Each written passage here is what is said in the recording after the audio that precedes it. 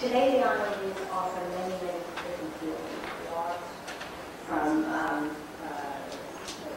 volunteers, and from the churches, and we also have some young people whose whole lives are in front of them. But the best advice I can give you that in whatever field you find yourself, whatever you find that you're doing, you have to be doing what you want to do and what you love to do. And that's how you can achieve success in wherever your life takes you. I chose business, or I might say that business chose me. Business ownership is daunting, but there is no glass ceiling. Mine is an accidental business, but the story serves as an inspiration that with a good idea and with some very hard work and some resources, they were very limited when I began, and with some luck, I was able to translate an avocation, in my case, it was a grand passion for food, into a fairly large business, seemingly out of nowhere. It was our product that put quiche on the map as an alternative to a hamburger. It was during a recessionary period in 1973 when the pub replaced the white tablecloth restaurants as a destination for an evening out. These pubs had no pastry chefs. This was the only job I ever held. My education was in the arts. So I had no preparation whatever for business ownership, and my training was all in the line of fire after the fact. I started with a partner, and we operated very much in the Keystone Cops tradition. 2 steps forward, 3 steps back. So we soon discovered that this was not a hobby. Business is a 24/7 commitment. And very soon my partner realized she wanted out. She had really expected it to be a hobby. So I bought my own business. And I found that I had to assess what I had bought, and I virtually started again. My resources at first limited my access to the marketplace, and I learned to respect those limits. I found myself, however, with an enterprise that just seemed to have a will and a thought of its own. So I rode the wave of beginner's luck to the nth degree, to where we are today. We grew, and then we grew, and then we grew again, but this time with some very careful planning. With each step I learned something. I learned from my mentors, my suppliers, my customers, my competitors, my professionals, and then later on from trade organizations. Most importantly, we never compromised on quality. We cannot be everything to all people. We are bakers, and we have always done what we do best. And it has always helped to clarify our image. In the beginning, I was the baker, the buyer, the bookkeeper, the salesman, the porter, the delivery guy. But I found that I could not develop in a vacuum. So my greatest, or I should say our greatest achievement, was building a strong and effective organization to become the corporate we, with talented and dedicated middle management and even better directors. This is the key to building a successful business, to surround yourself with people who are better than you are, and lead them from the back of the bus.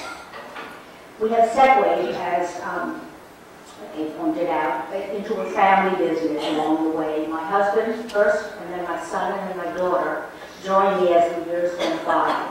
And we are true partners in every sense of the word. I have my husband and my son here today. My daughter's on the road somewhere. We're always on the road somewhere.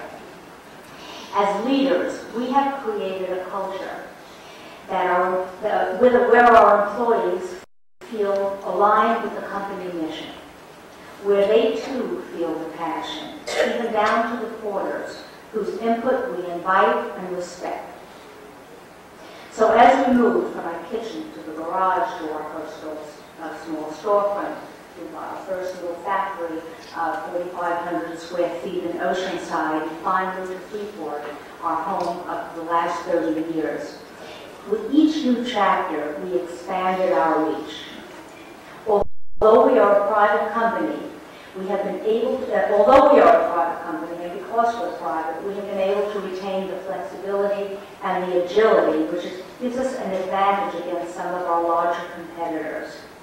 But today we actually resemble more closely big business with all of its parts. But it took 1,000 baby steps to get there. So mine is ultimately a cautionary tale of what not to do when you want to go into business. And I might also note that when we started out, I was a pioneer, and there weren't the resources that exist today to help seek advice and help that I only wish I had had at the time. So I forced myself to develop certain invaluable skills. I learned to be ambitious. I learned to recognize opportunities, to take measured risks, to innovate, to learn from my mistakes, which were many, to prepare for setbacks, which were also many, not to resist change, to inure myself to the pain, to say no if the fit isn't there, and most importantly, to make a decision and never look back. I think it's also important to note that the purpose of business is the pursuit of profit, not glory, and that takes a lot of hard work. We have become on our journey an integral and well-recognized member of the food service industry. We are now primarily a dessert manufacturer, and we ship our products, also as you pointed out, worldwide. It has been an arduous journey, but on the other hand, it's been quite a ride. So sometimes I ask myself if I had to do it all over again, would I? I think I would. So thank you for listening, and congratulations to all.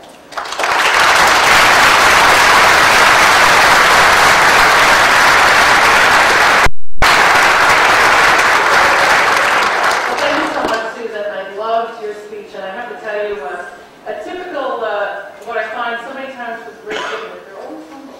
I find them very interesting, humble and modest, and yet you have made absolutely huge strides on behalf of really all business women and men too. But you're a great role model for us all, and I'm so glad that you're able to share your insights with us today. It's a very, very small token. Of course, this is a government, so it's small presence, but a very, very small token of our great esteem. Thank you so much for joining us today.